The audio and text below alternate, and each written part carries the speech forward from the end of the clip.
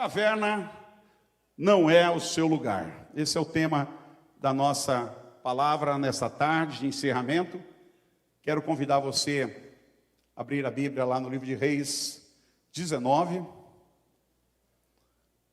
Reis 19. Me assustou quando o pastor Joel começou a pregar a Bíblia toda aqui. Falei, Jesus.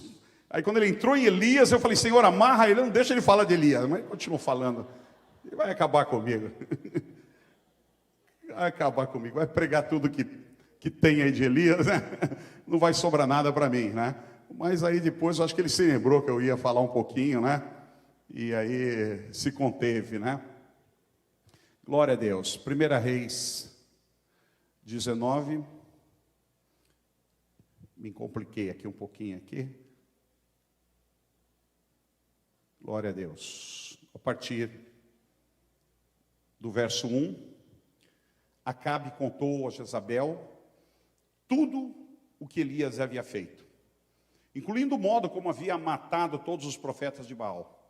Por isso Jezabel enviou esta mensagem a Elias: que os deuses me castiguem severamente, se até amanhã, nesta hora, eu não fizer a você o que você fez aos profetas de Baal. Elias teve medo e fugiu para salvar a vida. Foi para Berseba, uma cidade de Judá, e ali deixou o seu servo. Depois foi sozinho para o deserto, caminhando o dia todo. Sentou-se debaixo de um pé de giesta e orou, pedindo para morrer. Já basta, Senhor, disse ele, tira a minha vida, pois não sou melhor que os meus antepassados, que já morreram. Então ele se deitou debaixo do pé de giesta e dormiu. Enquanto dormia, um anjo tocou e disse, levanta-se e coma. Elias olhou em redor e viu perto de sua cabeça um pão assado sobre pedras quentes e um jarro de água. Ele comeu, bebeu e deitou novamente. O anjo do Senhor voltou, tocou mais uma vez e disse, levanta-se e coma um pouco mais, do contrário, não aguentará a viagem que tem pela frente. Elias se levantou, comeu e bebeu, e o alimento lhe deu força para uma jornada de 40 dias e 40 noites até o monte do Sinai, o monte de Deus. Ali encontrou uma caverna onde passou a noite. Feche seus olhos. Meu Deus, meu Pai, em nome de Jesus nós pedimos a graça do Senhor, pedimos a misericórdia do Senhor. Nesta tarde, temos sido tão abençoados, Deus, com palavras, com comunhão, com louvores, com oração. E agora, Deus, estamos caminhando para o final e temos mais esse desafio de falar da Tua palavra. Que o Senhor nos dê graça, que o Teu querido e amigo Espírito Santo, que está presente neste lugar, trabalhe profundamente nessa hora, revelando a Tua palavra. Porque cada um aqui, Deus, tem uma situação diferente. Cada um passa por um problema diferente. Pessoas talvez estejam em cavernas diferentes nesta noite ou nesta tarde, Pai. Que o Senhor ajude, revelando pelo Teu Espírito, a fortalecendo-os a sair da caverna, Deus, ao desafio que o Senhor tem para nós, Pai. Muito obrigado por tudo. Nós oramos, te agradecemos, ó Pai, em nome de Jesus. Amém. Glória a Deus. Irmãos, glória a Deus, pela palavra do Senhor lida, que Deus abençoe. Dos 6 reis que haviam precedido Acabe na época, que era o rei da época, 2 foram assassinados e outros se suicidaram. Em um período de 209 anos aproximadamente, Israel teve 19 reis em 8 dinastias. Nenhum deles andou com o Senhor. Acabe foi o pior de todos.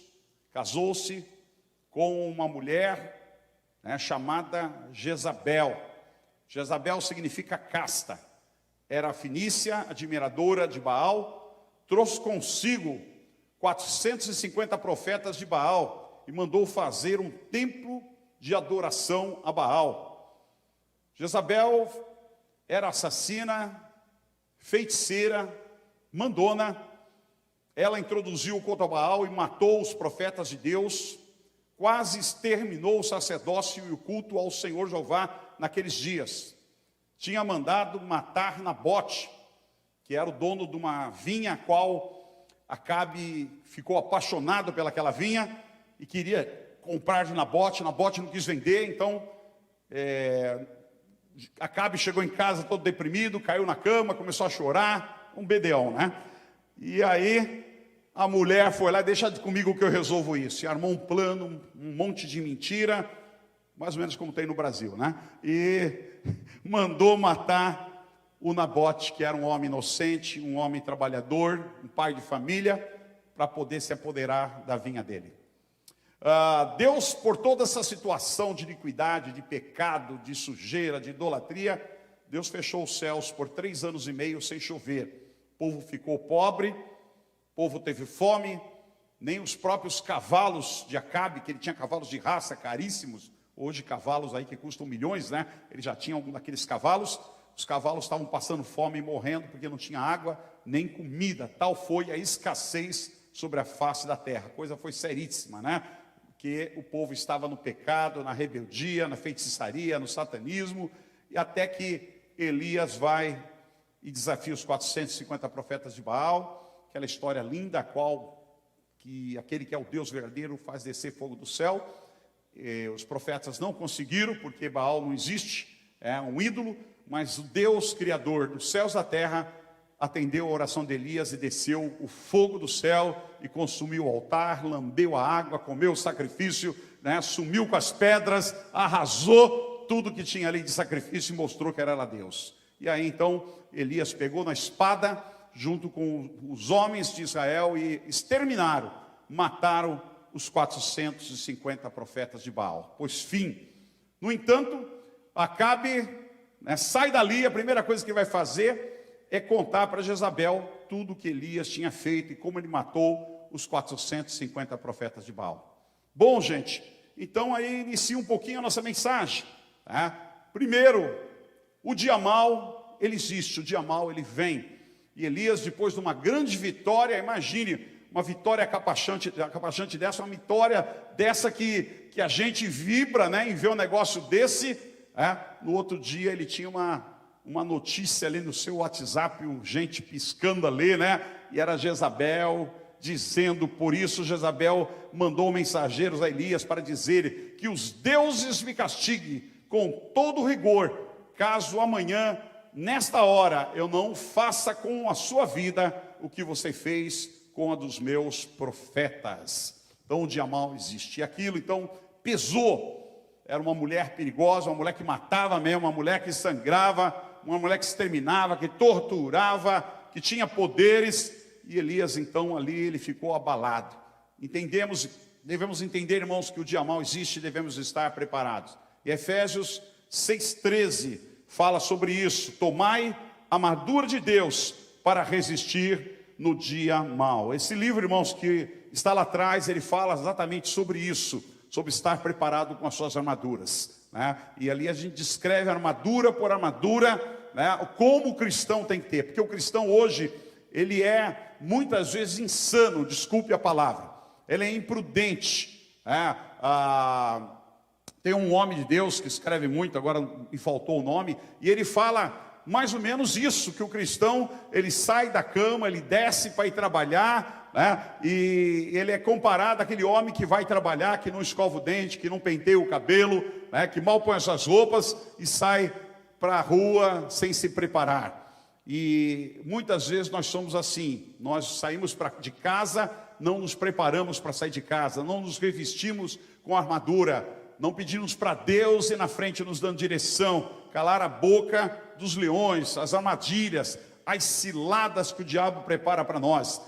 E isso tem abalado e abala muitos cristãos que são pegos no dia mau e não estão preparados. A Bíblia fala para a gente se preparar. Elias, aí você fala, mas isso é só para principiante, isso é só para o novo convertido. Elias, irmãos, era um homem de Deus, como poucos que já existiu e pisou nessa terra, como poucos.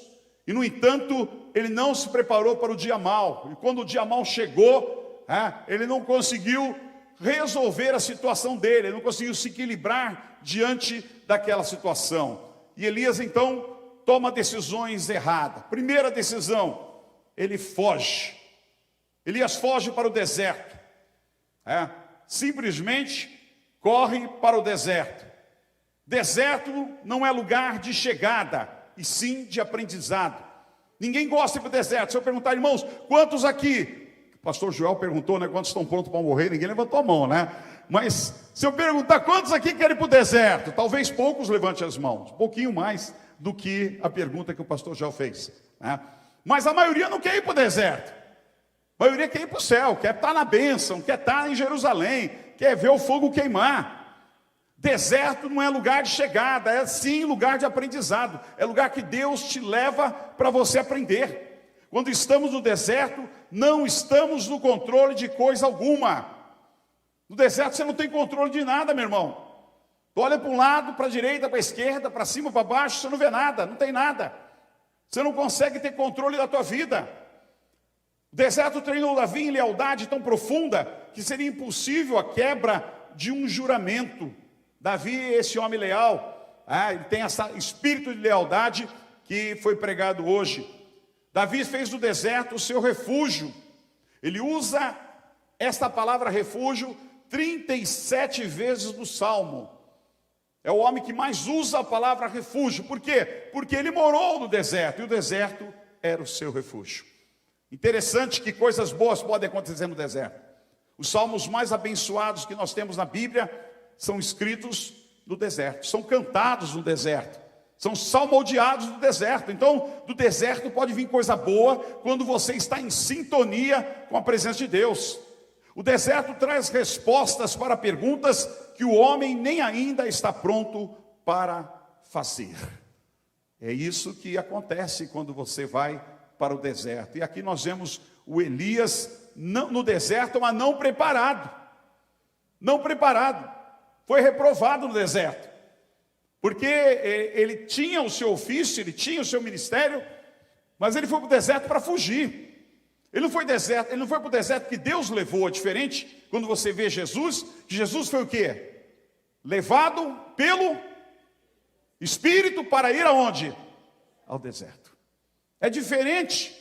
O Espírito Santo conduziu Jesus para o deserto, para ali ele ser testado e trabalhado. E é diferente daquele que vai para o deserto, que foge para o deserto como lugar de esconderijo. Mas no deserto ele começa a reclamar. Ele fala lá, ele orou e disse: tive o bastante. Quem sabe que se você teve o bastante ou não é Deus, irmãos. É Deus que é dono da sua vida, não é você quem responde se você teve o bastante ou não. E Elias está falando: já tive o bastante, chega, não aguento mais. Ele foi tocado pelo anjo, e não mudou a sua vida, continuou dormindo. Quem é o homem que é tocado pelo anjo que não acorda? Não é verdade? Você é tocado pelo anjo e acorda e vê a bênção de Deus do teu lado. O que você faz? Você glorifica, você honra a Deus. Todos nós, com certeza, já tivemos experiências de anjos perto de nós. É ou não é? Uma boa parte teve. Eu já tive muitas. Eu conto de vez em quando nas minhas histórias aqui as experiências que eu tive com anjo. Coisa maravilhosa. Você só tem a dar glória, só aleluia. Mas esse homem, aquele homem de Deus, Elias, ao ser tocado pelo anjo, ele continua dormindo.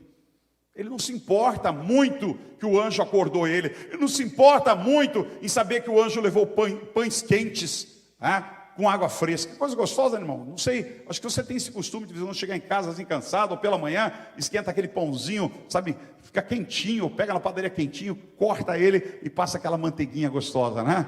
Que delícia, né? Você já está pensando em fazer isso quando chegar em casa. Ah, que delícia! Com águas frescas no deserto, quer mais o quê? Água mineral, fresca no deserto, do céu, o anjo trouxe para ele, e ele ignorou, porque ele estava sem sintonia. O homem, quando sai da presença de Deus, ele perde a sintonia com o Espírito Santo, ele perde a sensibilidade, não importa quem ele é, não importa se ele desceu ao fogo do céu, se ele fez coisas tremendas, mas quando ele perdeu a sintonia com o Espírito Santo, com as coisas de Deus, meu irmão, ele não consegue enxergar que Deus está conduzindo, que Deus está tratando, que Deus está cuidando. E Elias então, cortando aqui, porque o pastor Joel já me atropelou aqui na mensagem, né? Acabou com uma parte da minha mensagem, então vamos direto para a caverna, né? Ele disse assim: o pastor vai falar da caverna, o resto eu posso falar. E aí então Elias caminha, segundo o pastor Joel, 600 e poucos quilômetros. Foi embora o danado, filha da mãe, né? Como você diz aí, né? Pregou a minha mensagem e saiu correndo. Mas tá bom. Aí Elias entra na caverna, caminhou 40 dias, 600 quilômetros, pronto. 40 dias, 40 noites, e chega na caverna. Caverna não é lugar de cristão. O que tem na caverna, meu irmão? Quem entrou numa caverna sabe que na caverna tem morcegos, tem escuro. Caverna tem frio, é gelada, é úmida. Tem aqueles mosquitinhos chato. É ou não é? O pólvora, que é um dos piores. Você bate aqui, ele já está mordendo a tua orelha. Você bate, dá um tapa na orelha, ele já está na outra orelha, né? Como é que o homem consegue ficar na caverna? Como é que o cristão foge para a caverna? Muitos estão fugindo para a caverna. A caverna é lugar de esconderijo. Caverna é lugar de sair fora da batalha, se ausentar do mundo real, fugir de compromissos. É lugar de se tornar indiferente. É lugar de se isolar. O pastor Enéas falou muito bem sobre isso hoje pela manhã. Aquele que se isola, ele é louco, é insensato, não sabe o que está fazendo. E quantas pessoas isoladas, irmãos, quantas pessoas na caverna, quantas pessoas que poderiam estar sendo usadas poderosamente por Deus e, no entanto, estão na caverna, estão parados, não estão fazendo nada. Elias entrou na caverna, se escondeu, fugiu, como quem diz: aqui ninguém me acha. Aqui eu não quero compromisso com o mundo real. Aqui eu quero ficar durante muito tempo. Qual é a caverna que você tem se escondido? Qual é a caverna que você se encontra? Qual é a caverna que você entrou e não quer sair? Aí eu poderia usar a vida de Elias para dizer que a primeira caverna é a caverna do medo. É a caverna do medo. Fugiu, tenho medo, teve medo. A Bíblia diz que ele teve medo de Jezabel e fugiu para o deserto. No deserto, o anjo foi lá, não deixou ele em paz, então ele fugiu para a caverna. Vou ficar lá escondidinho, aqui ninguém me acha. O medo é um dos sentimentos que mais bloqueiam a vida das pessoas, irmãos. Que mais bloqueiam, que impede. E eu vou dizer, eu confesso aqui para os irmãos, que essa é uma das cavernas que eu vivi. Caverna do medo. Medo de fazer as coisas, medo de tentar. Durante muito tempo eu me encontrei nessa caverna. Enquanto eu estive nessa caverna, Deus não pôde me usar. E tem muita gente aqui que não vive a plenitude de Deus, não vive o melhor de Deus, porque tem medo. Tem medo. Basta dizer que tem gente que tem medo de tudo, até de inseto, né? Eu não vou dizer aqui que tem um aqui que teve que chamar o irmão em casa porque viu um rato dentro de casa, né? Chamou alguém: vem cá, eu sei o que foi, corre aqui, tem um ratinho na minha casa. Um homem, né? O outro chegou, ele estava em cima da cadeira lá. Ah, meu irmão. Mas é um exemplo, é um quebra-gelo, né? Mas é verdade. É verdade. Eu me lembro até hoje. Eu tinha 1 ano de casado, de madrugada, que a minha esposa deu um grito. De madrugada, eu dormindo, sonhando com os anjos, e acordei com um grito. Ah! Irmãos, eu não vou morrer do coração tão cedo, porque eu já fui tão testado no meu coração. Tão testado. Essa foi um deles. Pus a mão aqui, estava batendo, e pulei na cama, saí correndo.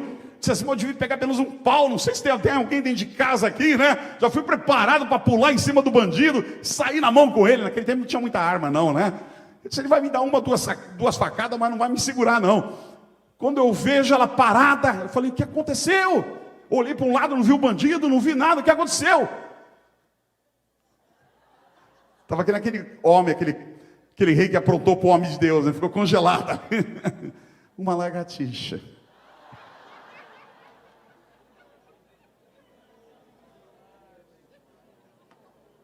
Tem que até tomar uma água, família. recompor. Meu irmão, esse foi o primeiro trauma do casamento, né? Primeiro ano, medo de uma gatinha. Mas existem medos reais. Medo da ameaça do mundo, medo de casar. Tem muita gente que não quer casar, tem medo do casamento. Muitos jovens, porque deu errado com meu pai, deu errado com a minha mãe, não vou nem tentar. Isso é medo. Casamento é bênção, irmãos. O casamento do cristão é bênção, tem que crer, tem que confiar. Casa com o homem certo, casa com a mulher certa, casa com alguém que ame a Deus de verdade. Não tenha medo. Medo de ter filhos. Já reparou a geração que está crescendo? Você sabe que o ano que 2026, a população do Brasil vai se igualar, ou seja, ela vai se tornar mais velha. No ano 2000, para cada 100 pessoas, tinha 19, não vou falar velhos, né? Mas tinha 19 pessoas mais velhas, né? Idosos. No ano 2015, mais ou menos 2013, eram 23 para 100. Nós só somos hoje, irmãos, uma diferença muito pequena. Em 2026 vai ser 50 jovens para 50 idosos. Sabe por quê, Rosa? Aleluia. Por quê? Porque a geração do Brasil não quer ter filhos. Eles querem ter cachorro, Abacuque, Coronel Abacuque. Não é verdade? Mas não querem ter filhos, porque filho dá trabalho. Dizem, não, filho não, quero cachorro. Os franceses estão nesse caminho há muitos anos, 20 anos. Eles não querem ter filhos, eles têm cachorro. No entanto, os árabes vão lá e fazem 10, 15 filhos. E hoje eles são todos cidadão francês, estão dominando a França. Na Inglaterra também. Na Inglaterra também. Portugal também. Portugal morre 66 mil idosos ou portugueses por ano. Aliás, morre 120 mil portugueses por ano e nascem 66 mil, metade. Está definhando a população. E o Brasil entrou nessa também. O que é isso? Medo de ter filhos. Mas e a Bíblia não fala que os filhos são herança do Senhor? Meu irmão, você gostaria de receber uma herança de 1 milhão? Quem aqui gostaria de receber alguém bater na tua casa, no advogado, e dizer, você é um fulano de tal, eu tenho uma herança para tu receber de 1 milhão. Quantos gostariam? Seus filhos da mãe. A Bíblia fala que os filhos são herança do Senhor. O diabo quer estragar isso, o diabo quer azedar isso, mas você é um cristão, você é um homem de Deus, você é uma mulher de Deus, você tem que profetizar, você tem que orar, você tem que crer que teu filho é herança do Senhor, e ele será uma bênção nesta nação. O teu filho e nessa nação serão pastores, homens de Deus, mulheres de Deus, que farão a diferença, vão ser sal, vão ser luz. Aleluia. Você tem que crer, meu irmão. Não tenha medo. Medo das doenças. Tem gente que nem dorme à noite. O pastor Luiz perguntou, tem alguém que dorme, pastor? Eu sou aquele que eu deito na cama, não preciso de 3 minutos. Minha mulher fica até com raiva de mim. 3 minutos já estou roncando. Diz ela que eu ronco, eu nunca escutei eu roncar. Qualquer dia eu vou gravar para ver se eu ronco mesmo. Põe uma câmera aí que eu quero ver, sou eu mesmo. Irmãos, medo de doença, sua vida é do Senhor, está na mão de Deus, meu irmão. Eu estou sentindo uma coceira aqui, estou sentindo uma pontada aqui, eu estou sentindo outra coisa aqui. Como diz o pastor Jó, depois de 50 vai sentir um monte de coisa. Não esquenta, meu irmão. Porque a Bíblia também diz que aqueles que renovam no Senhor, aqueles que vivem no Senhor, eles renovam as suas forças, eles voam como a águia, eles sobem, se renovam e se fortalecem para a glória do Senhor, aleluia! Aleluia! É verdade, irmãos. Eu há uns 15 anos atrás, quase 20 anos atrás, a médica falou que eu tinha que jogar bola com a UTI móvel do meu lado. Eu continuo jogando 20 anos depois, eu não consegui ainda uma UTI para colocar do meu lado. Meu irmão, creia no Senhor, porque Ele que renova as nossas forças. Tua vida pertence a Deus. Tu pertence a Deus, você não vai acrescentar um ano não. Quem tem que acrescentar é Deus, se Ele quiser. Então, dependa dEle, confia nele, não tenha medo. Não tenha medo de compromissos. Tem um compromisso, dói a barriga, isso e aquilo. Eu pensava que eu também não tinha medo, mas o medo faz parte, a gente tem que lutar contra isso. Tem que enfrentar, em nome de Jesus. Perdemos muitas oportunidades na vida por causa do medo. Eu fico olhando quantas oportunidades eu tive, eu deixei para trás porque eu tive medo. Então hoje quando eu vejo que é de Deus, não, vou em frente. Sabe onde vai dar? Não sei, mas eu dependo de Deus. Medo de cumprir o chamado. Deus nos chamou, meu irmão. Deus nos chamou para uma obra, e a obra de Deus é grande. A obra de Deus é verdadeira, ela é grande. Ele me chamou, Ele te chamou. Alguma coisa você tem para fazer. Nós não somos iguais. Nós temos uma obra do Senhor para fazer, e essa obra é urgente. Não tenha medo do teu chamado. Aquele que te chamou, Ele vai te capacitar. Ele vai te capacitar. Isso me acompanhou. Eu vou fazer 42 anos de ministério. Esses 42 anos de ministério, eu confio nessa palavra que Ele me chamou. Ele vai me capacitar. Porque eu não me sentia nem um pouquinho capacitado para fazer a obra.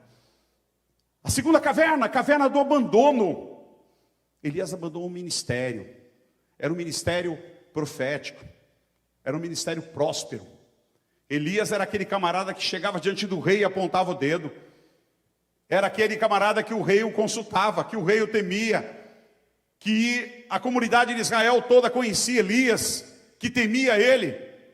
Ninguém consegue um ministério desse de uma hora para outra, irmão. Você precisa de anos trabalhando. Precisa de anos galgando, anos ali calejando, para um dia as pessoas te reconhecer. E Elias já era reconhecido diante da sociedade, diante da comunidade de Israel. No entanto, ele abandonou. Tem pessoas que abandonam a família. Elias deve ter abandonado a família. Abandonou os amigos. Abandonou os sonhos. Abandonou os valores. Quanta gente tinha valores que hoje não tem mais, que abandonou. Gente que você conhecia, que era idôneo, que tinha caráter. Crente que era homem de Deus, que era mulher de Deus, que hoje está vivendo no mundo. Tem crente que vivia na igreja pregando, vivia orando, hoje está acendendo vela na esquina, descarregando trabalho na esquina, pulando as 7 ondinhas lá, está totalmente perdido, perdeu os valores da salvação. Misericórdia. Abandono. A caverna da depressão, meu irmão. Elias entrou nessa caverna, quando ele diz, já tive o bastante, tira a minha vida. Caiu numa depressão, caiu numa tristeza. A depressão é uma doença da alma, tristeza da alma. Quantos já não passaram por isso? Nós temos que reagir, todos nós. Quem não passou por isso? Eu sou um cara muito para cima, desde que eu conheci Jesus, desde que o Senhor me chamou para o ministério, eu sou uma pessoa muito para cima. Mas eu tenho que lutar, porque tem dia que dá vontade de ficar prostrado. Tem dia que dá vontade de dizer, chega, para mim deu, já foi a cota, já fiz bastante, deixa outro.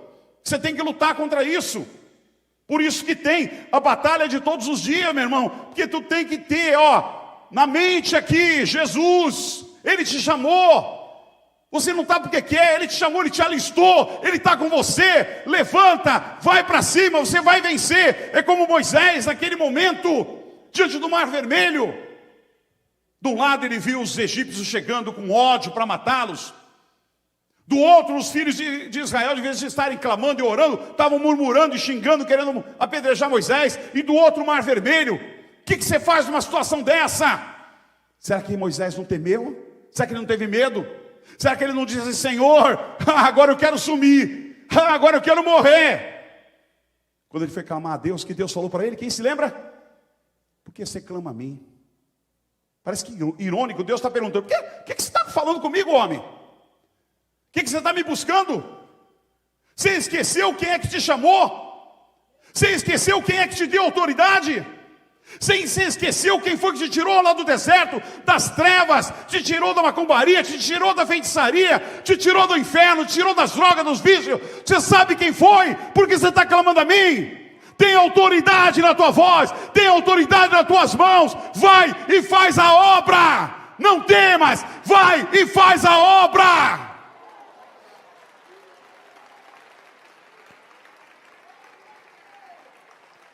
Sabe o que é gostoso na obra de Deus? É porque ela é pela fé.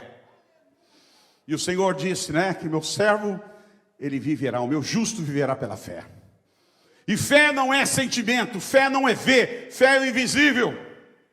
Fé é acreditar que o que está dentro de você é ouro, o que está dentro de você é poder, o que está dentro de você é dunamis, que embora sua carne está fraca, sua carne está desanimada, você não está com muita vontade de fazer, mas você sabe, na hora que for fazer, Deus vai se manifestar, porque isso é fé, e você já é abençoado por Deus. Você não vai ser abençoado por Deus, você já é um abençoado de Deus. E aquele homem estendido no deserto, pedindo a morte. Caverna da autocomiseração. Essa é uma caverna que eu saí, que eu tive que sair. Elias diz, não sou melhor do que os meus antepassados. Não sou melhor.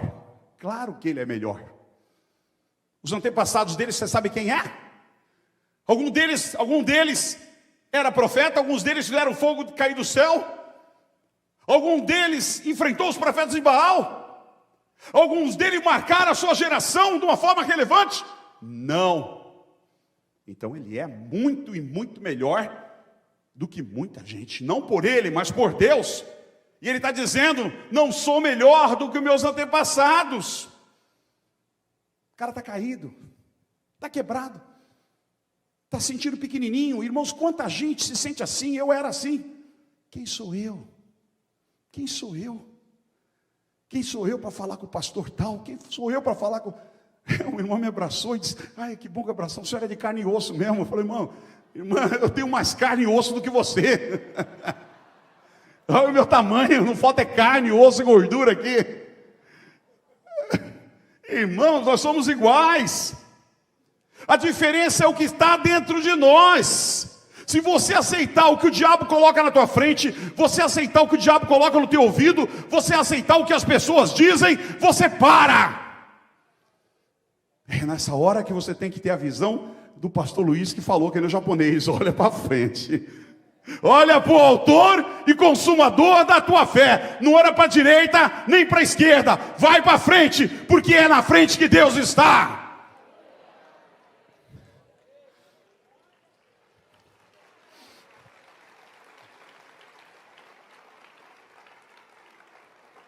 Eu era assim.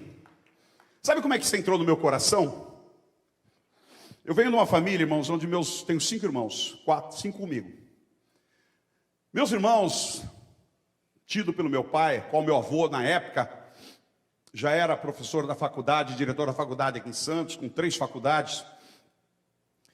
E meu pai seguiu no mesmo caminho, concursado, emprego bom, gerente.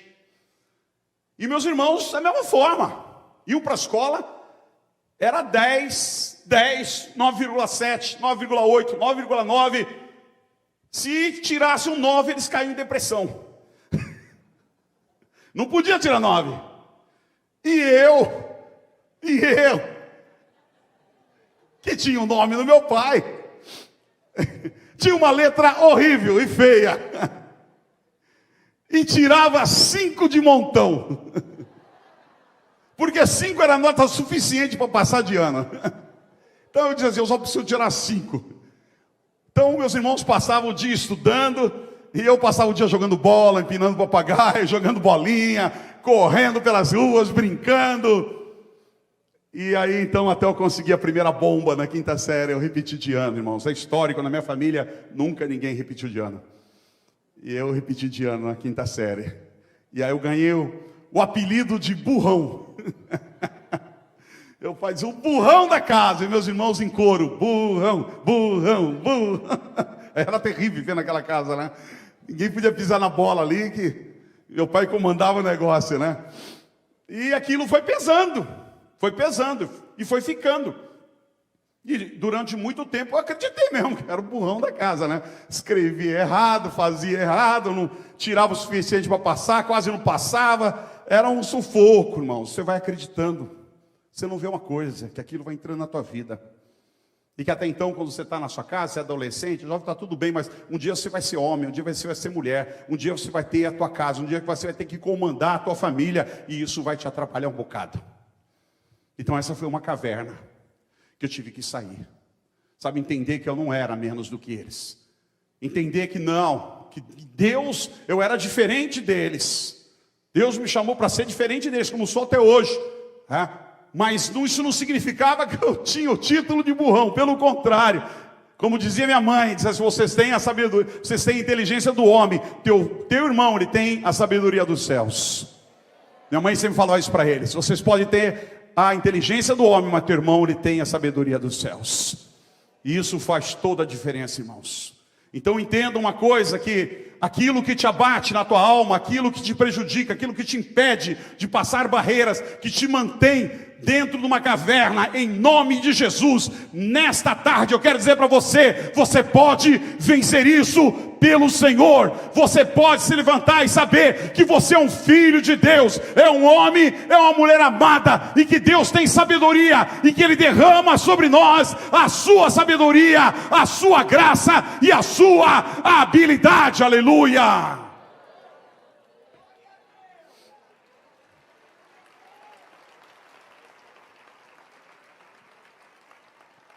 A caverna da opressão. Ele estava oprimido pelas ameaças, oprimido pelo sistema do mundo da época, oprimido pelos compromissos, ficou oprimido pelas finanças. Quantas opressões nós temos, né? Já parou para pensar? Durante o dia, você fica oprimido, pensando nas contas, será que vai dar para vencer? Será que vai dar para pagar? Que não vai, que vai faltar? Pela cobrança, alguma coisa atrasada, e juros, e gente te oprimindo, a família te oprimindo, a sogra te oprimindo, o cachorro te oprimindo, né? Tem dia que é assim, o carro, tem dia que o carro não pega, te oprime. Quantas coisas que oprimem a nossa vida, e aí você vai para o ministério, chega no ministério, também tem alguém te oprimindo.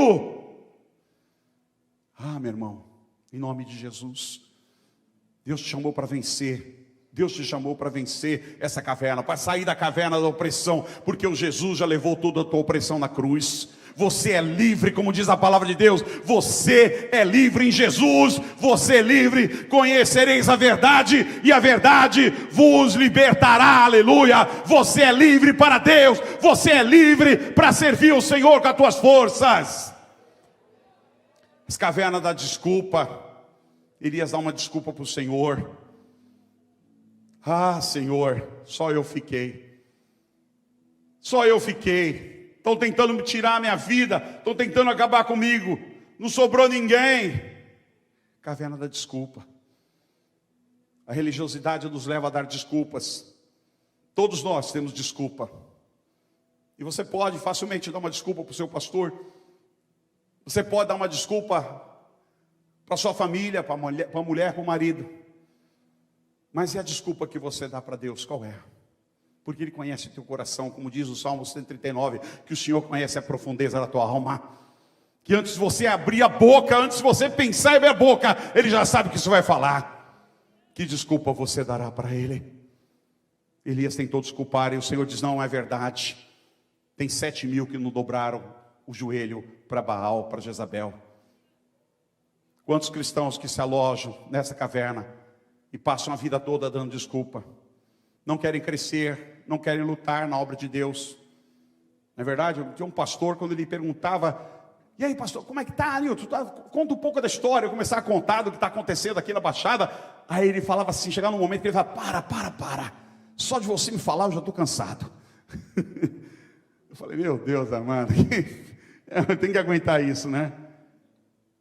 Quantos acham que a caverna é lugar de segurança e comodismo? Vamos ficar aqui, tá bom aqui. Ah, Davi ficou um pouquinho na caverna, vamos ficar um pouquinho na caverna também. A caverna é uma armadilha, Senhor, que está na nossa mente, meus irmãos. Que a gente prende aquilo na mente e fica segurando aquilo durante anos. Sabe o que a gente não nota? que os anos estão passando. Que cada mês que você perde na caverna é um mês a menos que você trabalhou para o Senhor.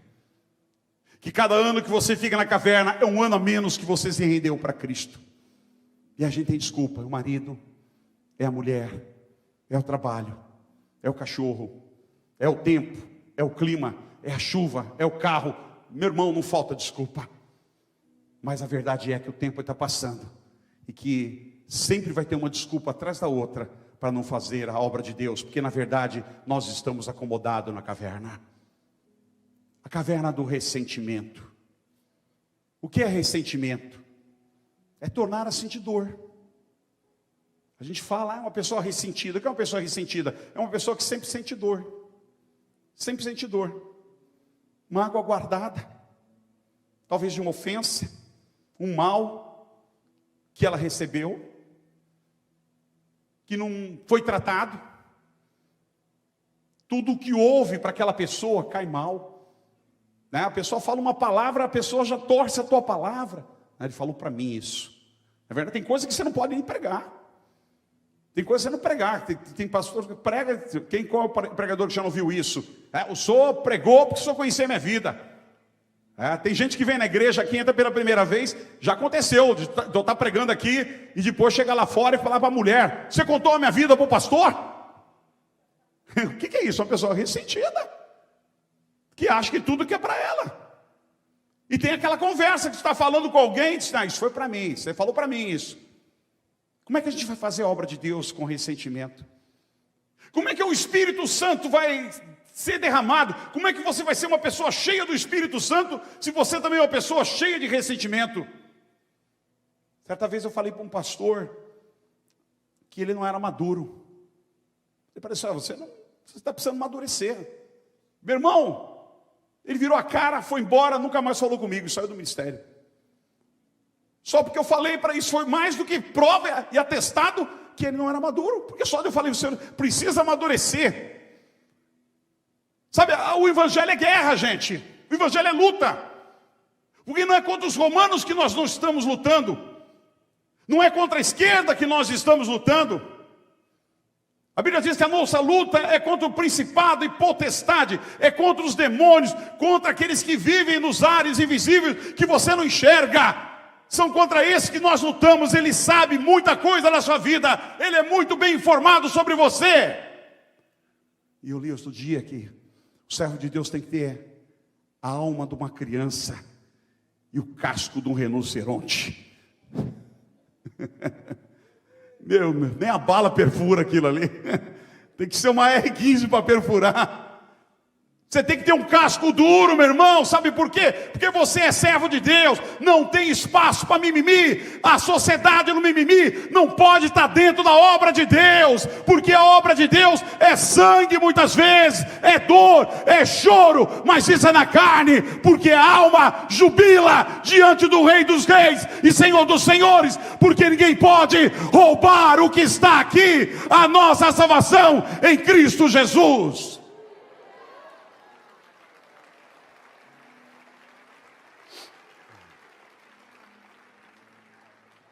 Então, meu irmão, vá em frente. Você quer servir na obra? Cure esse ressentimento. Sai dessa caverna. Sai dessa caverna do dodói. Sai da caverna do mimimi. Cria casco duro aí. Põe a mão e: Senhor, eu quero ter casco do rinoceronte. Quem segura o rinoceronte? Quem segura? O pessoal segura leão, segura tigre, segura urso, mas rinoceronte ninguém segura mesmo. Ele atropela quem está na frente. Tal é a força, tal é o casco dele. Você tem que ter casco de rinoceronte e alma de uma criança pura, porque sem a pureza você jamais verá o Senhor. Aleluia. Proteja a tua alma para com Deus. Não deixe ninguém te ferir. Crie casco duro, porque a tua alma pertence ao Senhor e ao Espírito Santo. E o Espírito Santo ama uma alma pura. Aleluia. Não vou falar da caverna do perdão, porque o João já falou aqui. Atropelou a minha mensagem, parte dela. Caverna do perdão. Não vou falar. Eu tenho uma irmã, só contando aqui, uma irmã da igreja, muitos anos atrás. O que é o ressentimento? O ressentimento, irmãos, ele pode dar fim na tua vida. Ele pode te abençoar se você for curado, mas se não, ele te destrói. Tinha uma na igreja que, a igreja era pequenininha, quando era na creche, ali na Tenente Valmoral. E um dia eu estava correndo ali, eu sempre fui assim, sempre andei a 220, até hoje. E ela parou, pastor, eu preciso falar com o senhor. Eu falei, irmã, eu estou cheio de coisa, irmão, depois eu falo com a irmã com calma. Sabe o que ela fez? Saiu da igreja, foi embora. A irmã estava sempre dando testemunho na igreja. Bom emprego, bom trabalho, marido cristão, os filhos crescendo no temor do Senhor, saudável. Virou a cara e foi embora. Passou-se próximo de 15 anos, essa irmã apareceu, eu nem reconheci ela. Magrinha, acabada. 15 anos, dá para você esquecer muita coisa. E ela falou assim, eu queria falar com o senhor. Eu falei assim, pois não. Aquele dia eu não estava correndo. Aí ela falou assim, eu queria te pedir perdão. Porque eu fui dessa igreja. Aí ela começou a contar a história. Eu não me lembrava, aí depois eu me lembrei. Esses fatos que eu estou contando, ela que me contou, que eu nem me lembro disso. E ela falou assim, eu saí da igreja, minha vida estava nos céus. Fui embora, porque o senhor não quis me atender. Porque meu pai às vezes fazia isso comigo. Eu só falei para ela que não aquela hora, mas eu conversaria com ela depois. E ela rompeu, porque ela era ressentida. E ela falou, eu queria que o senhor me perdoasse. Hoje eu estou sozinho. Eu não tenho mais marido. Eu estou desempregada. Meu filho está preso. E eu estou com câncer no estado terminal. Foi doloroso, irmãos. Foi doloroso. Abracei ela, orei com ela. Não podia nem me defender, porque eu não me lembrava mais do fato. E ela, poucos dias depois, ela faleceu. Foi para o céu, glória a Deus. Se reconciliou com a igreja, se reconciliou com Jesus. Mas olha o nível do ressentimento.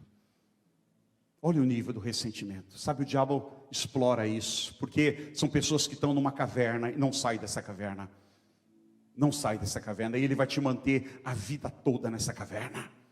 Porque ele sabe que se você sair, você vai explodir para a vida, você vai explodir para o Senhor, você vai explodir para o céu, você vai ser um homem, uma mulher que ninguém vai parar, que vai servir ao Senhor. Saia dessa caverna, caverna da mania de perseguição. Ele diz, só eu fiquei, sou o único que soprou. Estão querendo minha cabeça, querem me matar, todos estão contra mim, falam mal de mim. Quantas pessoas têm essa mania, irmãos, que vivem nessa caverna, caverna de perseguição. Meu irmão, quer me perseguir, me persegue. Quer falar mal de mim, fala. Quer apontar o dedo, aponta. Sabe o que vale é o que está dentro de mim. O que vale é o meu coração para com Deus. O que vale é a minha interesse e minha pureza para com o Senhor. Isso, fora isso, mais nada vai me afetar. Porque eu estou olhando para Jesus, autor e consumador da minha fé. Não fica com essa mania de perseguição. Estão puxando meu tapete. Você é filho de Deus? Você é servo do Senhor? Você crê no poder de Deus? A Bíblia diz que 1000 cairão ao teu lado e 10.000 à tua direita, e tu não serás atingido. Somente com teus olhos olharás e verás o castigo dos ímpios. Então se mantenha em Deus, se mantenha firme a tua fé, e não ligue que alguém está te perseguindo. Deixa eles, não estão perseguindo você, estão perseguindo Jesus. E quando falam isso, eu disse, estão perseguindo a Cristo, estão falando mal de Cristo, porque minha vida pertence a dele. Com certeza. A caverna da alma doente, da alma enferma. Como a gente tem trabalho de cura interior na igreja, às vezes, né? O líder está servindo, de uma hora para outra ele para tudo e vai embora da igreja. Ele fala para o pastor, pastor, eu sou o seu braço direito, eu sou o seu Caleb, conta comigo para tudo, que se eu precisar, estou aqui. Aí passa 3, 4 anos, vai embora, nem te dá tchau. Se tu apostou nele, você já era. Não. Sabe, nós vamos ter uma alma curada em Cristo. Essa é tarde de você sair da caverna e dizer para Deus, Senhor, eu quero a minha alma curada. Te traíram, também me traíram já. Te enganaram, também já me enganaram.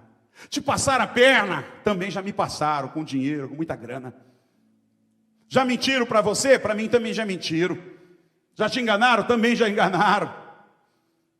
Meu irmão, deixa essas coisas para trás, segue em frente, porque a nossa vitória está bem ali. Ali está a nossa Jerusalém, ali está o nosso monte, ali está o nosso foco, ali está o poder e a graça de Deus. Nada tem que parar a tua vida. Sai da caverna que está adoecendo a tua alma e vai para frente onde o Senhor está. Ali está a cura.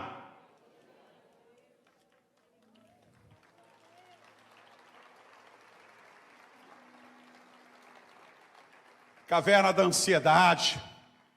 Muitos ficam deslumbrados com o que vê, com o que acontece. Você cresce um pouquinho, você fica deslumbrado. Meu irmão, tudo pertence ao Senhor. Você continua sendo servo, você foi chamado para servir. A hora que você olhar diferente, ó, pumba, vai para baixo. Você foi chamado para servir. Tudo que Deus coloca nas tuas mãos é para honrar o nome de Cristo. Tudo que Deus te dá é para glorificar o nome dEle. Nada é teu, você aqui é apenas um servo, um escravo do Senhor a serviço dEle. Não fique ansioso. Tem gente que não consegue esperar as placas de Deus. Não é verdade? Deus está falando, mas não consegue esperar as placas do Senhor. Esperar um momento de você vencer os 450 profetas, de fazer o fogo cair. Tem que se humilhar diante do Senhor. Manter o teu coração puro, deixar Ele agir. Controle a tua ansiedade. Controle a tua ansiedade diante do Senhor. A palavra que veio para Elias naquele dia foi: sai da caverna. Saia e fique no monte. Na presença do Senhor, pois Ele vai passar. Deus vai passar, mas Ele não vai passar na caverna, Ele vai passar no monte. Monte é o lugar que Deus se manifesta. A Bíblia diz, Salmo 121, eleva os olhos para os montes e pergunto, de onde vem o meu socorro? O meu socorro vem do Senhor, que fez os céus e a terra, aleluia. Então olhe para o monte, meu irmão. Veio um vento fortíssimo, que separou os montes, esmigalhou as rochas, diante do Senhor. Mas o Senhor não estava no vento. Todo mundo pensou, é o vento do Espírito, mas não era. Depois o vento, houve um terremoto, mas o Senhor não estava no terremoto, tremeu tudo. Mas Deus também não estava naquele terremoto. Depois do terremoto houve um fogo, mas o Senhor não estava nele, fogo caindo. Mas Deus não estava naquele fogo. E depois do fogo houve um murmúrio de uma brisa suave. E no meio das dificuldades, irmãos, às vezes Deus usa uma brisa suave para falar com a gente. Nem sempre Ele se revela no fogo, nem sempre Ele se revela no barulho. Nem sempre Ele se revela do jeito que a gente quer. Isso mostra que Deus tem o jeito dEle, que não dá para você esperar. Vai ser nessa esquina, vai ser nessa noite, vai ser amanhã, vai ser nesse jejum, vai ser nessa vigília, vai ser nesse congresso. Deus tem o jeito, a forma e o tempo dEle se manifestar na nossa vida e falar conosco, aleluia. Quando você sai da caverna, Deus fala com você. Quando você tira a pedra, Deus fala com você e faz o milagre. Quando você tira as sandálias dos teus pés, porque o lugar é santo, Deus fala com você e faz o milagre. E quando você sai da caverna, Deus fala com você e te direciona para aquilo que Ele quer. Muitas vezes Ele fala conosco de uma forma manso e suave. De uma forma tão mansa e suave, você escuta a voz de Deus. Você lembra daquela música que cantavam antigamente? Manso e suave, Jesus convidando, chama por ti e por mim. Eis que Ele à porta te espera velando, vela por ti e por mim. Vem já,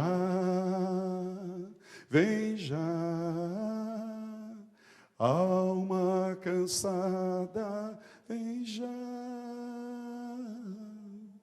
Manso e suave, Jesus convidando, chama o pecador, vem. Aleluia.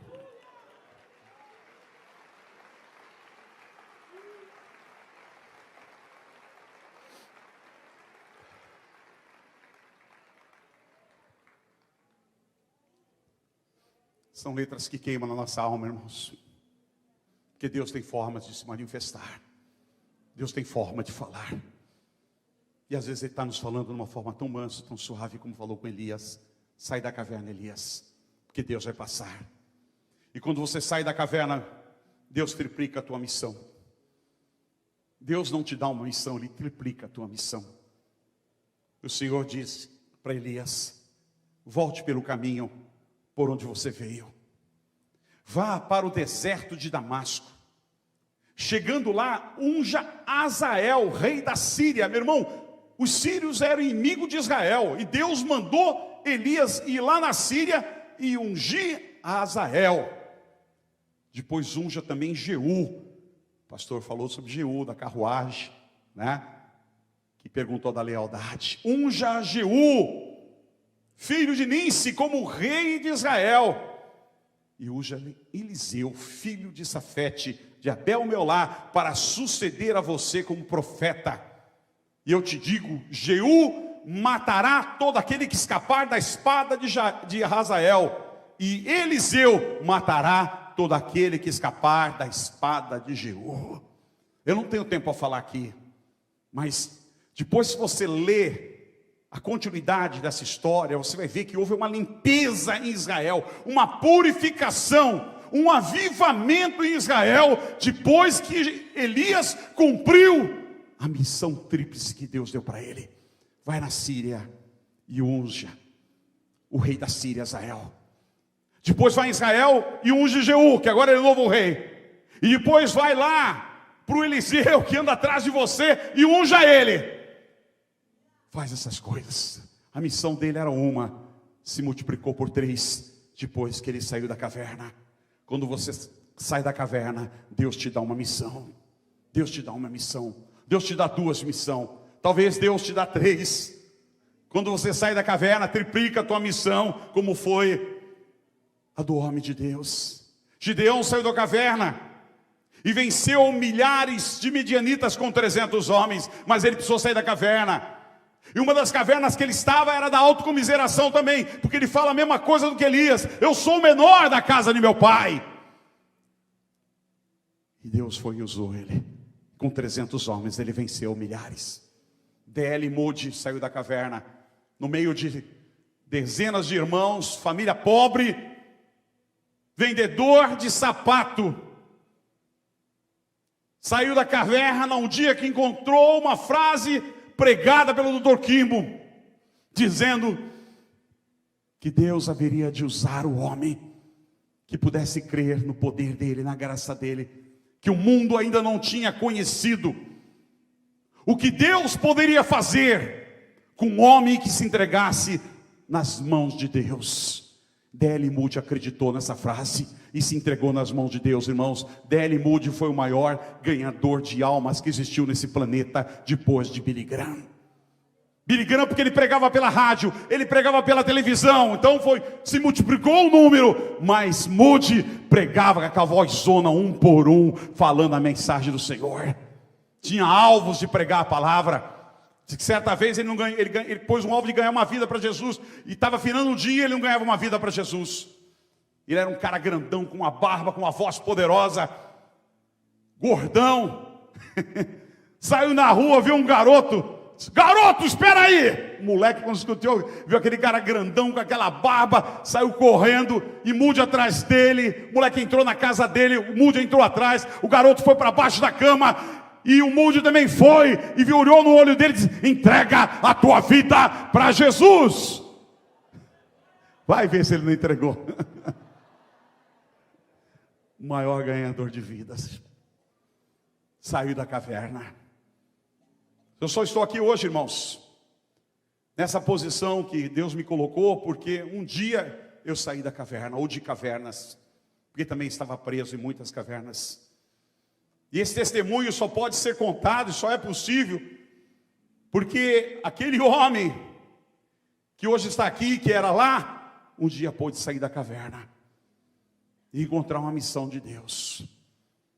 E hoje, irmãos, eu só não pastoreio essa igreja que tem centenas, talvez, sei lá, difícil até de contar quanta gente tem nessa igreja, tanta gente que tem. Mas também eu consigo cuidar do ministério. 80 e poucas igrejas. Eu atendo, cuido dos meus líderes, dos meus setoriais e alguns amigos que eu tenho. Aconselho pastores, até os políticos que querem uma caroninha na minha agenda, e às vezes eu cedo para ele algumas caroninhas também para conversar. Administro 2 colégios, mais 2 empresas, mais um recanto, negócio de imóveis, construo casas, construo igrejas, faço reformas, viajo em missões locais e missões internacionais. Esse ano, Deus me deu a graça de voltar a viajar para o Nordeste de carro, que eu queria reviver 30 anos atrás. Senhor, eu quero ir de carro, mas eu não podia ir de carro por causa do meu joelho. Fui no médico, ele falou assim, eu falei, como é que está aí, doutor? Ele falou assim, tu não tem mais nada. Aí eu, glória a Deus, aleluia. Não, quer dizer que tu não tem mais cartilagem nenhuma. Pensei que eu estava curado, ele disse, não tem mais nada. Olha aqui, eu ficava mexendo no meu joelho, só aquele barulho, brac, brac, brac, brac. É osso com osso. É minúsculo puro. E eu não viajava por causa disso. Mas eu criei tanta coragem, irmãos, porque eu voltei a jogar bola depois de 2 anos, e eu ia jogar bola e não sentia dor. Eu falei assim, eu não estou sentindo dor. Que milagre. Comecei a orar de joelho e não sentia dor. Deus, eu vou viajar. E nós viajamos 15 dias de carro, irmãos. Eu sou fominho, eu pegava o carro, era 10 horas viajando, 12 horas viajando. Não queria dar para ninguém aquele carro. E não sentia dor. Fui e voltei 4.500 quilômetros em 15 dias, sem sentir dor. Aí eu me empolguei. Disse que eu não ia viajar mais para a Europa. 5 anos atrás, disse, eu não vou viajar mais. Mas aí Deus preparou uma missão, eu fui. Voltei, chega, agora não vou mais. Preparou a segunda missão, eu fui, voltei. E aí veio a terceira agora para Portugal. E agora eu disse, Senhor, eu estou aqui. Precisar ir novamente, eu vou. Já estou com vontade de viajar novamente. Sabe, escrevo livros. Leio livros. Faço devocional com a minha esposa todos os dias. Gravo programa na rádio, programa na televisão. Cuido da minha chácara, que eu adoro ir lá pegar meus frutos que eu plantei. Dou e crio vários cursos que Deus coloca no meu coração para criar, para fazer. Faço caminhada todos os dias, irmãos. Oro em línguas todas as manhãs. Jejuo 2, 3 vezes por semana. Ainda estou jogando bola com a garotada. E não é da minha idade, não. Essa garotada de 20, 30 anos. Eles deixam eu fazer uns golzinhos de vez em quando. Todo domingo tenho o prazer de fazer almoço para os meus filhos e para os meus netos. Amanhã é dia. Casa cheia. Cuido da minha esposa. Cuido dos meus filhos. E cuido do coronel Abacuque também. Uma missão. Por que eu estou contando isso? Por que eu estou contando isso? Porque quando eu comecei, eu olhava para aquela igrejinha com 40, 50 pessoas. Meu Deus, quanto trabalho! Eu não vou dar conta. Mas quando você sai da caverna, Deus vai multiplicando a tua missão. Deus vai multiplicando a tua missão. Deus vai te dando força. Deus vai te dando unção, Deus vai te dando talento. Você viu quando Elias correu atrás da carruagem do rei, 40 quilômetros, e chegou na frente do rei ainda, e dos cavalos? Aquilo não é força do homem, irmãos, é força de Deus. Sabe, quando você sai da caverna, já não é mais a força do homem, é a força de Deus sobre a tua vida, é o ânimo do Espírito sobre a tua vida. Então saia da caverna, em nome de Jesus, fica de pé. Queria que o Gabriel estivesse aqui. Sai da caverna nesta tarde. O que eu pensei que nunca seria, é o que estou sendo agora. Tem uma historinha que chama-se Povos da Caverna. Talvez você já tenha ouvido sobre ela. Foram povos que nasceram numa caverna, que nunca saíram da caverna. E eles, entre eles, tinham regras. Diziam, olha, quem sai da caverna fica louco. Quem sai da caverna, o monstro pega. Criança acredita nisso, né? Quando você fala, sai, ó, tem lobo mau lá fora. Tem um homem do saco. Né? Criança acredita nisso. E os caras da caverna acreditavam que lá fora, se eles saíssem lá fora, eles iam ficar loucos. Os monstros iam pegar. Olha as formas. Eles olhavam de longe da caverna, viam aquelas formas das sombras. São monstros. Mas um dia, teve um ali que teve coragem de sair. Se rebelou. Se eu quero conhecer, eu vou sair. Sempre tem um que faz. E ele saiu. Ele não conseguia olhar, irmãos. Ele ficou horas, sem conseguir abrir o olho. Ele foi abrindo. E devagarzinho ele começou a ver a beleza na natureza. Ele começou a escutar os pássaros cantando, coisa linda. Ele viu o mar azul, verde, coisa linda. Os rios, a grama. Ele viu pessoas bonitas. Ele viu comidas, pratos maravilhosos expostos na mesa. O ar. Ele disse, é vida. Isso que é vida. Eu preciso voltar e contar isso para os meus pais, contar para os meus irmãos, e contar para aquele povo que está lá. Eles estão perdendo a vida deles. E ele entrou na caverna novamente. E quando ele entrou, as pessoas começaram a xingar ele. E ele começou a contar sobre a vida que tinha aqui fora. E as pessoas disseram, você está louco, bem que falaram. Você ficou louco. Você não pode mais viver aqui. Você é outra pessoa. Vai embora daqui. E começaram a empurrar e jogar pedra nele até que ele teve que sair da caverna. Sabe, o que nós aprendemos? Que quando você vive na caverna, você deixa de viver o melhor de Deus. Quando você vive na caverna, você deixa de provar as coisas maravilhosas que Deus ainda tem para você. Mas você vai se acomodando. E vai deixando que alguns morcegos te piquem, te tirem o sangue. E vai deixando que algumas forças vão te agarrando e você vai perdendo aquela energia. E o melhor que você poderia fazer para Deus. Nessa noite eu acredito que Deus está falando contigo, meu irmão. Para você sair da caverna. Sair da caverna porque Deus tem uma obra para a tua vida. Teu tempo não terminou. Você está acomodado, tá? Eu também já fiquei. Você está acomodado. Você está acomodado, Deus está falando para você, sai da caverna, teu tempo não chegou ainda. Teu tempo não chegou ainda, porque se você se acomoda, você não tem mais nada para fazer nessa terra, não tem nada para oferecer, então, vem para o céu. Mas não, você está aqui ainda, porque Deus tem muito para fazer na tua vida. Você, meu irmão, que se encontra numa caverna, não sei qual é, mas o Espírito que está aqui do Senhor tem falado para você nesta tarde. Eu quero te chamar para vir aqui para frente, em nome de Jesus. Para que possamos orar por vocês. Sabe como o Espírito Santo vai ser derramado se você está numa caverna? A história, você pode vir, pode sair do teu lugar, vem aqui. A história de John Hyde não é diferente. Ele é um missionário. Ele tem um chamado de Deus. Mas alguém pergunta para ele, você é cheio do Espírito Santo? Ele ficou bravo. Sabe por que ele ficou bravo? Porque ele vivia na caverna da arrogância, a caverna do orgulho. Ele disse, como é que alguém pergunta para mim, um missionário de renome, se eu sou cheio do Espírito Santo? E aí ele foi embora, amassou a carta e foi embora furioso.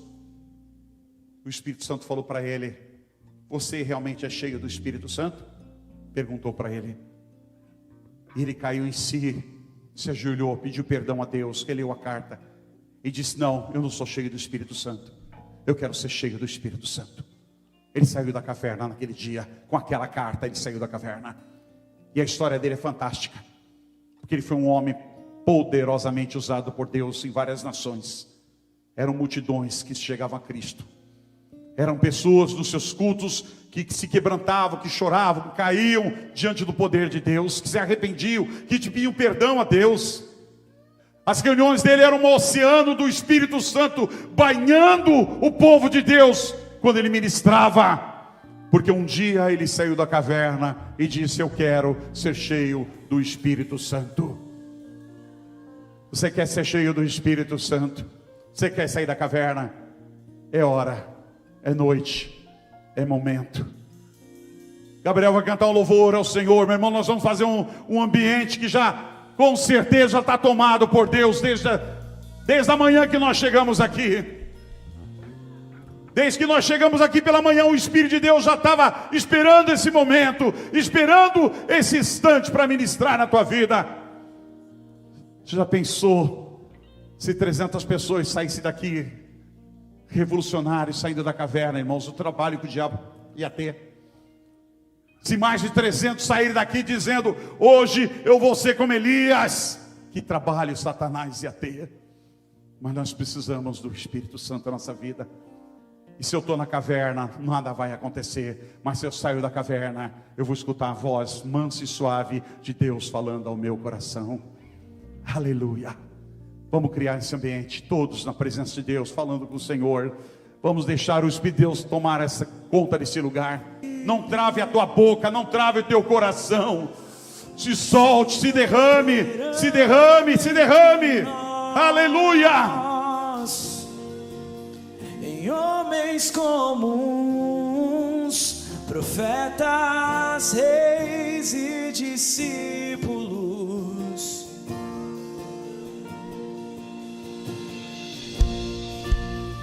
conselheiro,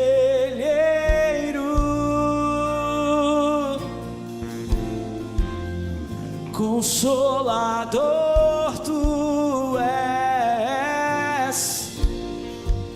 Vem ser nosso amigo, vem batizar, nos capacitando a pregar. Espírito Santo, vem nos encher, aviva-nos. Peça para o Espírito Santo. Peça para o Espírito Santo avivar a tua vida. Fala para Deus que está saindo da caverna. A caverna não vai te deter, a caverna não vai te segurar. Aleluia. A voz de Deus entrará no teu coração. A voz do Espírito entrará na tua vida. Sai da caverna. Caverna não é o teu lugar. Espírito Santo, fique à vontade. Vem. Seja bem-vindo. Então vem, e vem como fogo, vem como vento, vem como chuva, ou como tu quiseres, e vem como fogo. Vem, Espírito, vem. Como vento, vem como chuva, ou como tu quiseres, e vem como fogo, vem como vento, vem como chuva, ou como tu quiseres, e vem como fogo. Aleluia. Vem como Enche esse lugar, enche esse lugar. Enche este lugar da tua glória. Enche no teu fogo. tu quiseres. Aleluia. Enche este lugar, Espírito querido. Enche este lugar, Espírito Santo querido. Enche a nossa vida no teu poder e na tua graça. Oh, aleluia. Os pastores que quiserem podem vir aqui na frente orar também. Orar pelo povo de Deus, abençoar o povo de Deus. Aqui estão profetas, aqui estão pastores, aqui estão missionários, aqui estão homens e mulheres de Deus que estão saindo da caverna. Serão uma ameaça para o inferno. Vamos orar por eles. Aleluia. Milagres, sinais, doentes são curados, perdidos são salvos, um novo tempo chegou. Milagres, sinais, doentes são curados, perdidos são salvos, um novo tempo chegou.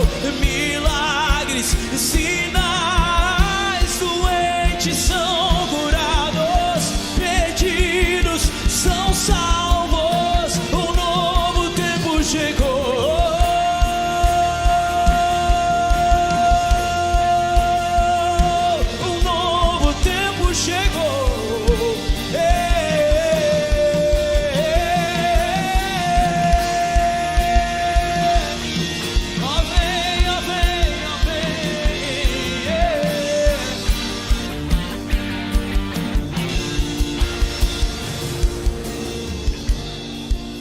Espírito Santo, vem nos encher. Declare: aviva.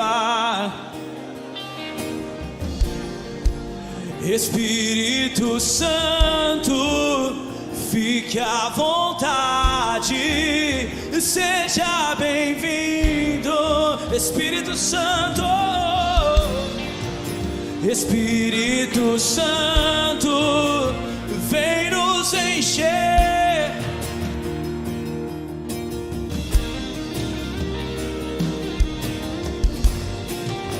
Espírito Santo, fique à vontade, seja bem-vindo.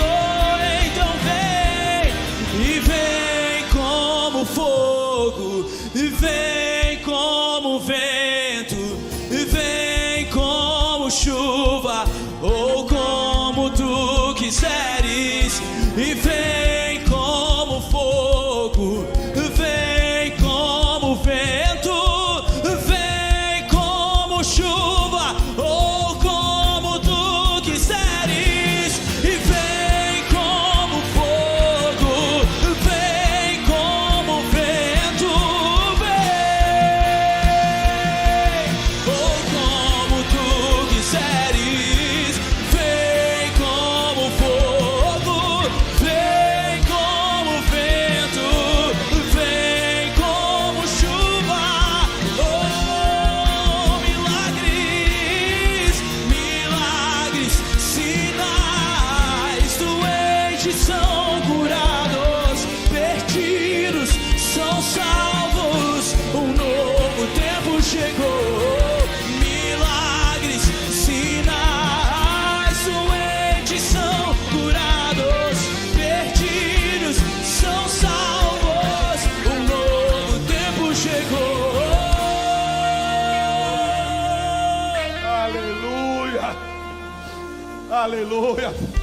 Deus está levantando homens, Deus está levantando mulheres nesta noite, nesta tarde, para servir o nome dEle, para honrar o nome dEle. Tem pessoas aqui que vão reunir pessoas das fábricas, do escritório, no comércio, e vão ministrar a palavra. Tem pessoas aqui que vão orar por doentes, os doentes vão ser curados. Tem pessoas aqui que vão pregar a palavra de Deus com autoridade. Tem outros que Deus vai levantar aqui para ir para fora do Brasil, levar a mensagem de Cristo, que talvez vão trabalhar lá fora, mas serão testemunhas do nome do Senhor. Aleluia. Oh, o Espírito de Deus nesta tarde está te levantando para sair da caverna, para ser cheio da presença dEle, ser cheio da glória dEle. É Ele que dirige a nossa vida, meu irmão. Ele que nos direciona. Nós não fazemos o que nós queremos. O vento ninguém sabe de onde ele vem, e ninguém sabe para onde ele vai. Tu serás como o vento. Ele vai te levantar e vai te levar para lugares que você nem imagina, mas ali Ele fará uma grande obra na tua vida. Oh, aleluia. Alabachurianda lamalabasha, alabachurianda lamas. Oh, meu Deus, oh, meu Deus. Oh, meu Deus. Continue, continue, continue, meu irmão. Espírito Santo, Continue mais um pouquinho, só mais um pouquinho. nos encher. Oh, Deus. Aviva. Alabachurianda lamalabá. Espírito Santo, fique à vontade, seja bem-vindo. Espírito, Espírito, que desce como fogo. Oh, meu Deus. Vem como em Pentecoste. Oh, meu Deus, como nós queremos. Amigo Espírito Santo. Enche-me de novo. Oh, amigo Espírito Santo, como te queremos. Espírito, Espírito. Oh, seja bem-vindo, seja bem-vindo. Que desce como fogo. Levanta esses homens e essas mulheres para a tua obra, Pai. Em Pentecoste. Levanta, Deus, levanta. Oh, vem, Aleluia. e enche-me de novo.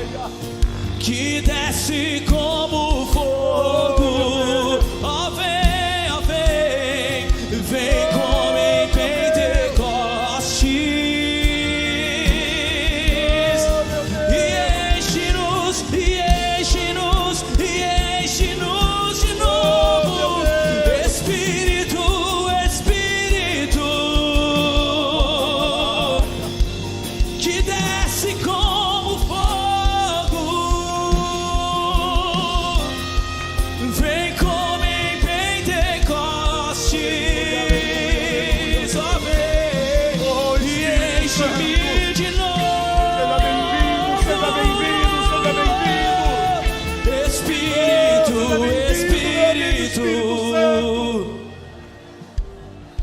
que desce como Seja bem-vindo, amigo Espírito Santo. Seja bem-vindo. vem como em Pentecostes. Nos enche nessa graça.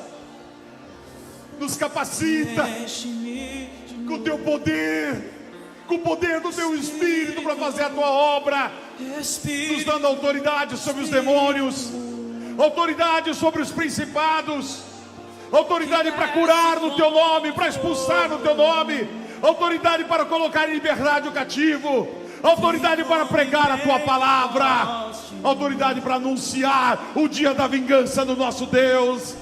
Oh, Espírito de Deus, nós somos teus, seja bem-vindo, seja bem-vindo. Nós somos teus, seja bem-vindo, querido Deus. Aleluia, aleluia. Xarabalabassuri andalamash. te amo, Deus. Tua graça nunca falha. Aleluia. Todos os dias eu estou em tuas mãos. Desde quando me levanto até eu me deitar, eu vivo a bondade de Deus. És fiel em todo tempo. Em todo tempo tu és tão bom. Com todo o fôlego que tenho, eu cantarei da bondade de Deus. Tua doce voz que me guia em meio ao fogo, tua presença me conforta. Eu sei que és meu Pai e que amigo é, e eu vivo a bondade de Deus. És fiel em todo tempo. Em todo tempo tu és tão bom. Com todo o fôlego que tenho, eu cantarei da bondade de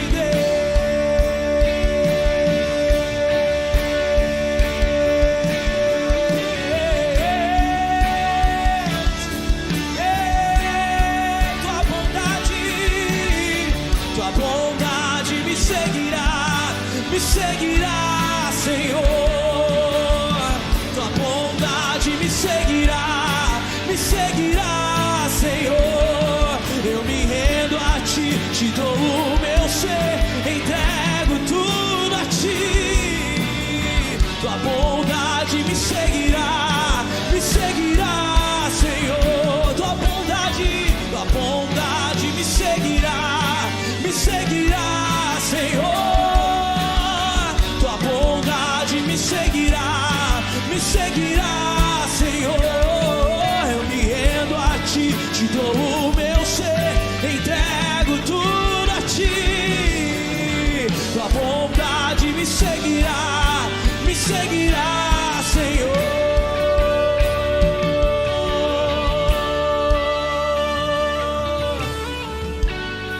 És fiel em todo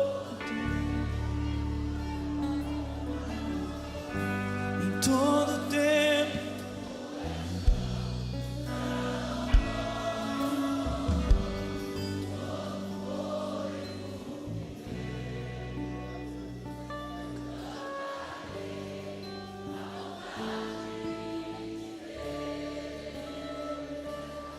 Aleluia.